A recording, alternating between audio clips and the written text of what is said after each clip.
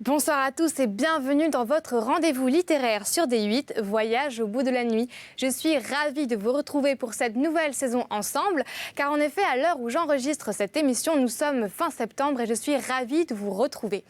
De vous retrouver ce soir autour d'un livre de Marcel Proust, le grand Marcel, le monument de la littérature française, puisque nous allons continuer ensemble la lecture du roman À l'ombre des jeunes filles en fleurs, qui avait été commencé par ma camarade Louise, que je salue.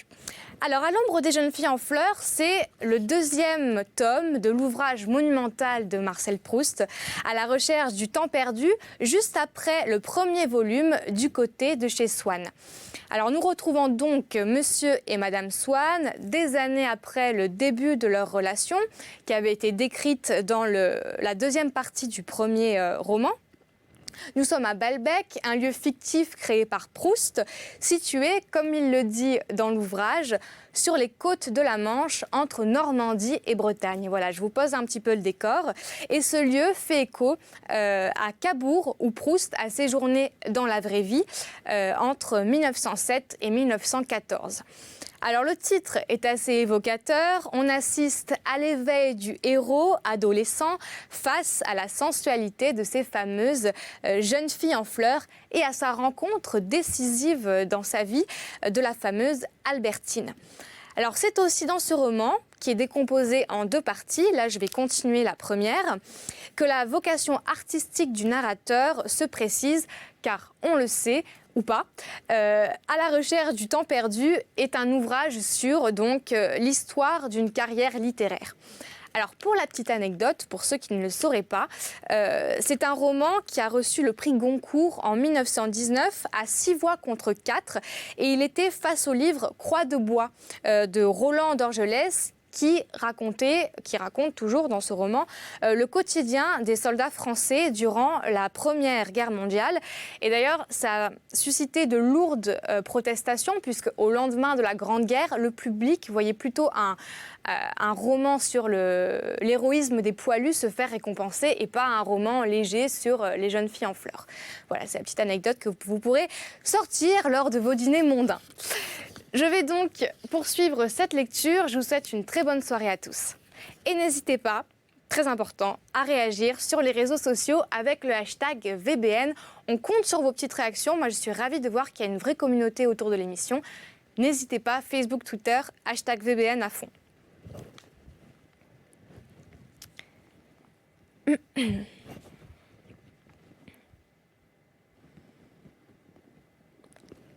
Il ne m'offrit absolument rien pour la revue des deux mondes, mais me posa un certain nombre de questions sur ce qu'avait été ma vie et mes études, sur mes goûts, dont j'entendis parler pour la première fois, comme s'il pouvait être raisonnable de les suivre, tandis que j'avais cru jusqu'ici que c'était un devoir de les contrarier. Puisqu'il me porté du côté de la littérature, il ne me détourna pas d'elle. Il m'en parla au contraire avec déférence, comme d'une personne vénérable et charmante, du cercle choisi de laquelle, à Rome ou à Dresde, on a gardé le meilleur souvenir et qu'on regrette par suite des nécessités de la vie de retrouver si rarement. Il semblait m'envier, en souriant d'un air presque grivois, les bons moments que, plus heureux que lui et plus libre, elle me faisait passer. Mais les termes mêmes dont il se servait me montraient la littérature comme trop différente de l'image que je m'en étais faite à Combray, et je compris que j'avais eu doublement raison de renoncer à elle. Jusqu'ici, je m'étais seulement rendu compte que je n'avais pas le don d'écrire. Maintenant, Monsieur de Norpois m'en ôtait même le désir. Je voulus lui expliquer ce que j'avais rêvé. Tremblant d'émotion, je me serais fait un scrupule que toutes mes paroles ne fussent pas l'équivalent le plus sincère possible de ce que j'avais senti et que je n'avais jamais essayé de me formuler. C'est dire que mes paroles n'eurent aucune netteté. Peut-être par habitude professionnelle, peut-être en vertu du calme qu'acquiert tout homme important dont on sollicite le conseil et qui, sachant qu'il gardera en main la maîtrise de la conversation, laisse l'interlocuteur s'agiter, s'efforcer, peiner à son aise, peut-être aussi pour faire valoir le caractère de sa tête, selon lui grec, malgré les grands favoris. Monsieur de Norpois, pendant qu'on lui exposait quelque chose, gardait une immobilité de visage aussi absolue que si vous aviez parlé devant quelque buste antique. Et sourd, dans une glyptothèque. Tout à coup, tombant comme le marteau du commissaire-priseur ou comme un oracle de Delphes, la voix de l'ambassadeur qui vous répondait vous impressionnait d'autant plus que rien que sa face ne vous avait laissé soupçonner le genre d'impression que vous aviez produit sur lui, ni la vie qu'il allait émettre. Précisément, me dit-il tout à coup, comme si la cause était jugée, et après m'avoir laissé bafouiller en face des yeux immobiles qui ne me quittaient pas un instant. J'ai le fils d'un de mes amis qui, mutatis mutantis, est comme vous. Et il prit pour parler de nos dispositions communes le même ton rassurant que si elles avaient été des dispositions non pas à la littérature, mais au rhumatisme, et s'il avait voulu me montrer qu'on n'en mourrait pas. Aussi a-t-il préféré quitter le Quai d'Orsay, où la voie lui était pourtant toute tracée par son père, et sans se soucier du qu'en dira-t-on. Il s'est mis à produire. Il n'a certes pas lieu de s'en repentir. Il a publié il y a 2 ans. Il est d'ailleurs beaucoup plus âgé que vous, naturellement.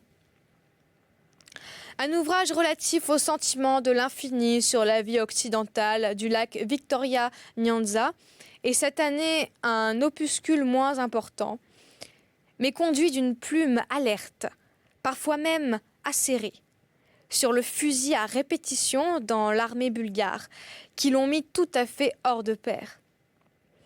Il a déjà fait un joli chemin, il n'est pas homme à s'arrêter en route, et je sais que, sans que l'idée d'une candidature ait été envisageable, on a laissé tomber son nom 2 ou 3 fois dans la conversation, et d'une façon qui n'avait rien de défavorable, à l'Académie des sciences morales.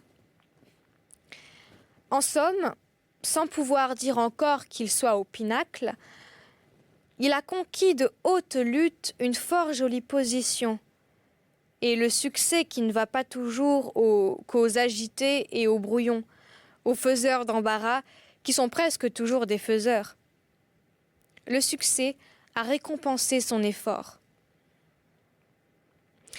Mon père, me voyant déjà académicien dans quelques années, respirait une satisfaction que M. de Norpois porta à son comble quand, après un instant d'hésitation pendant lequel il sembla calculer les conséquences de son acte, il me dit, en me tendant sa carte, « Allez donc le voir de ma part, il pourra vous donner d'utiles conseils. »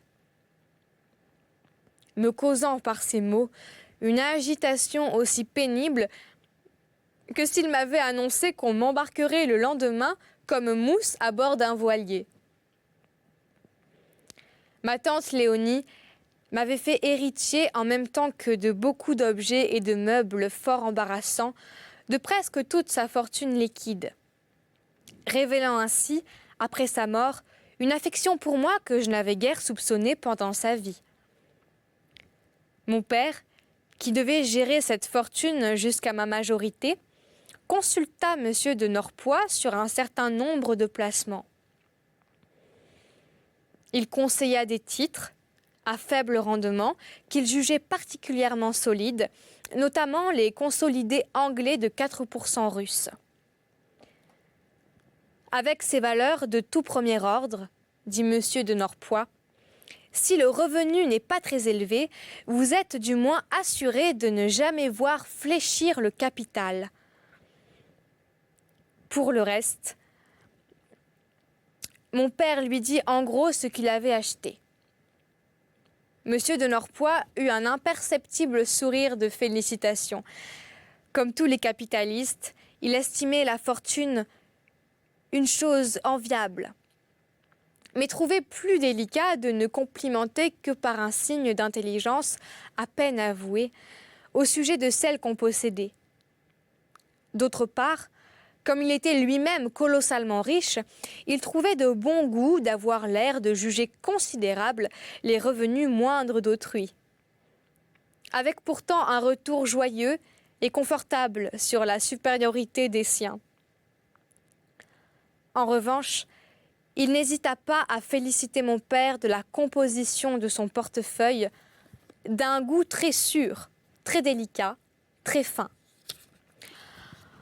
On aurait dit qu'il attribuait aux relations des valeurs de bourse entre elles, et même aux valeurs de bourse en elles-mêmes, quelque chose comme un mérite esthétique, d'une assez nouvelle et ignorée, dont mon père lui parla. Monsieur de Norpois, pareil à ces gens qui ont lu des livres que vous croyez seul à connaître, lui dit :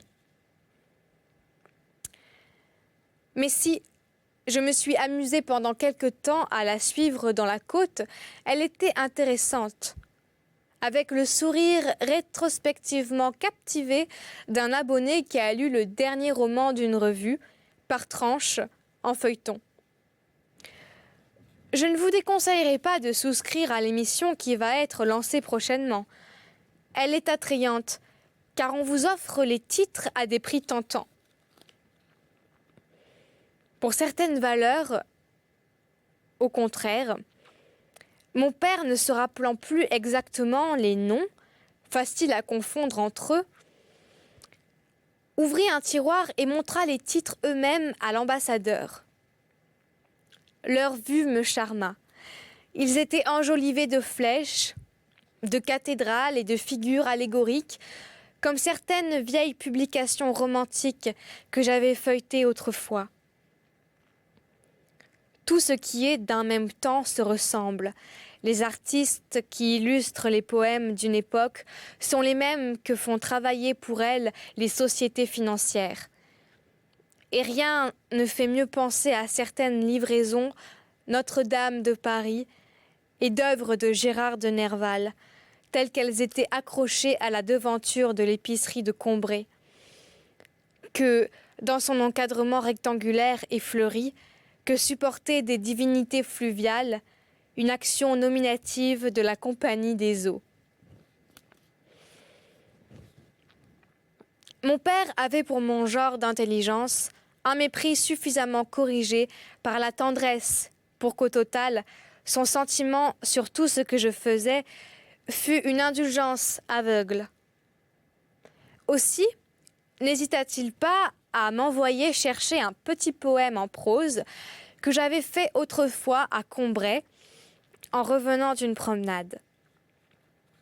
Je lui avais écrit avec une exaltation qui me semblait devoir communiquer à ceux qui le liraient. Mais elle ne dut pas gagner Monsieur de Norpois, car ce fut sans me dire une parole qu'il me le rendit.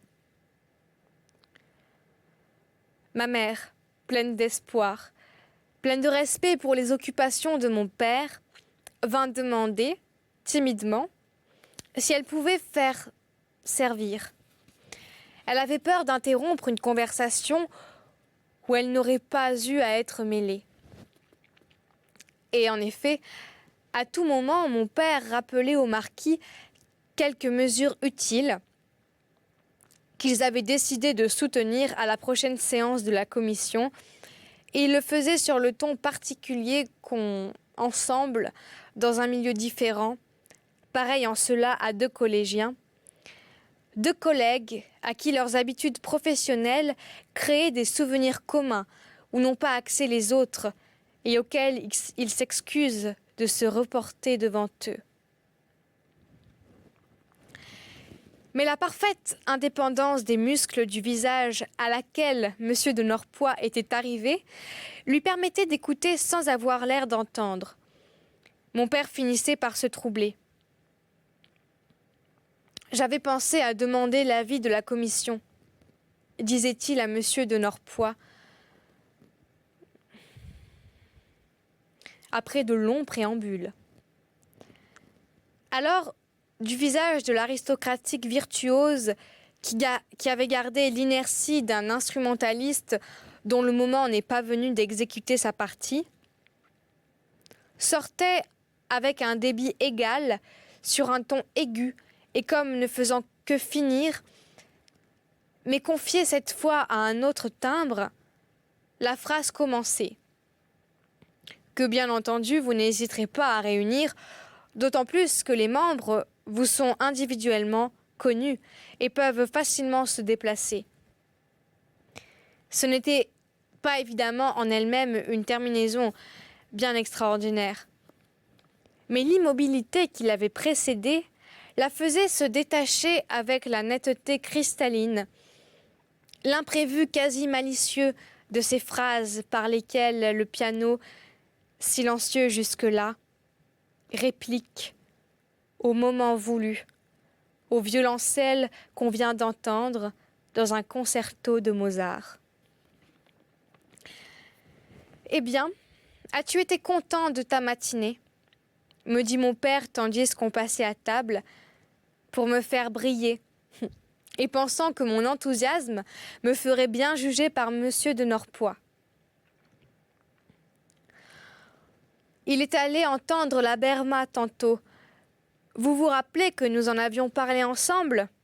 Dit-il en se tournant vers le diplomate, du même ton d'allusion rétrospective, technique et mystérieuse, que s'il se fût agi d'une séance de la commission. Vous avez dû être enchanté, surtout si c'était la première fois que vous l'entendiez.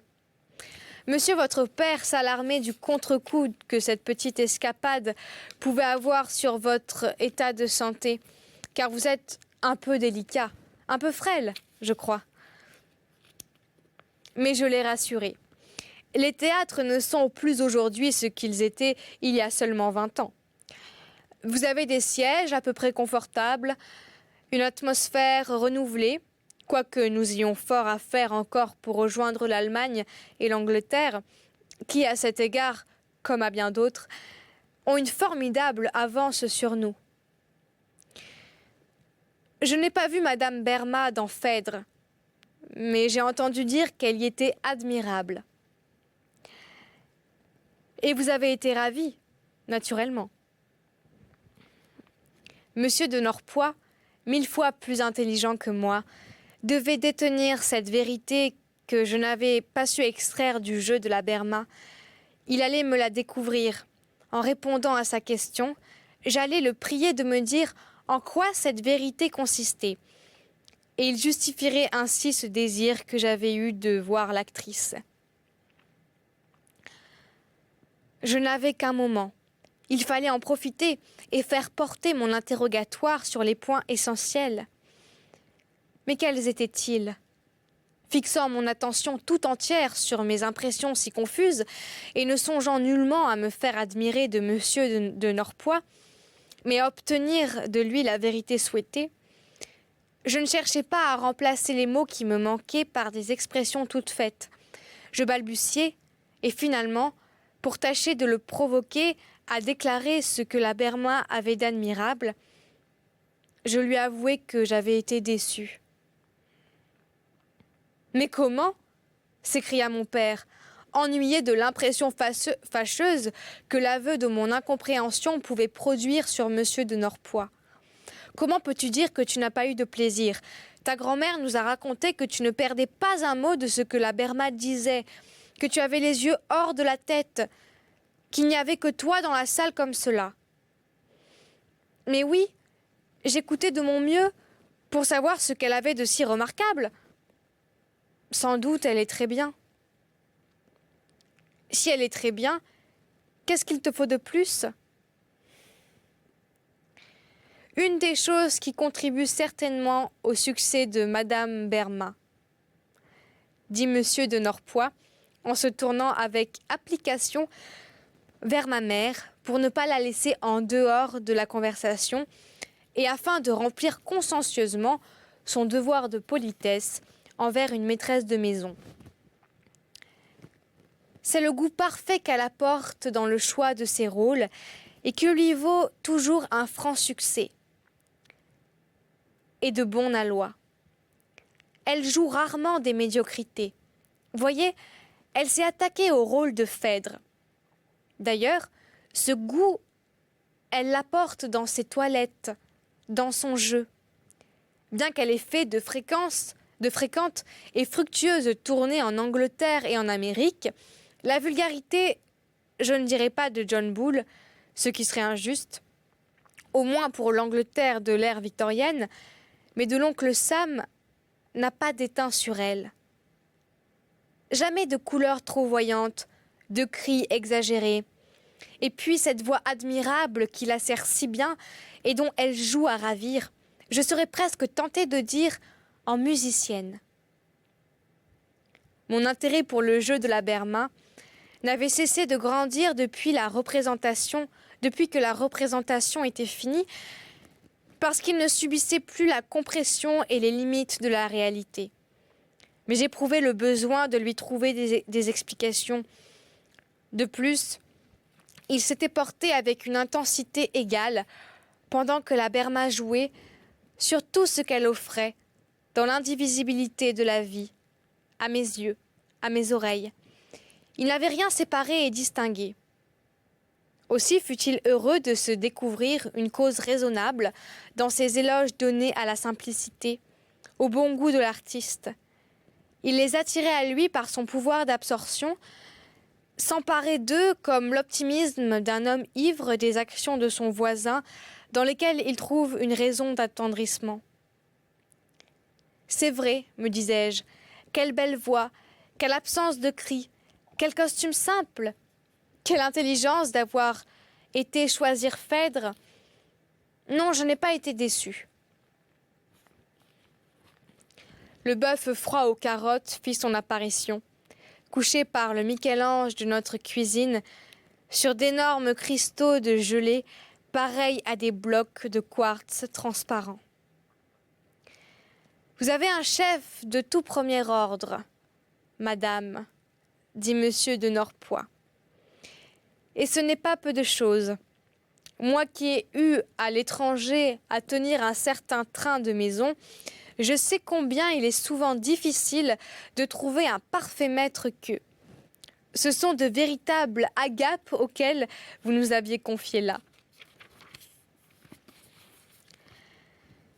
Et en effet, Françoise, surexcitée par l'ambition de réussir pour un invité de marque un dîner enfin semé de difficultés dignes d'elle, s'était donné une peine qu'elle ne prenait plus quand nous étions seuls et avait retrouvé sa manière incomparable de Combray. Voilà ce qu'on peut obtenir au cabaret, je dis dans les meilleurs. Une daube de bœuf où la gelée ne sente pas la colle et où le bœuf est pris parfum des carottes. C'est admirable. Permettez-moi d'y revenir, ajouta-t-il en faisant signe qu'il voulait encore de la gelée. Je serais curieux de juger votre vatel, maintenant, sur un mets tout différent. Je voudrais, par exemple, le trouver aux prises avec le bœuf stroganoff.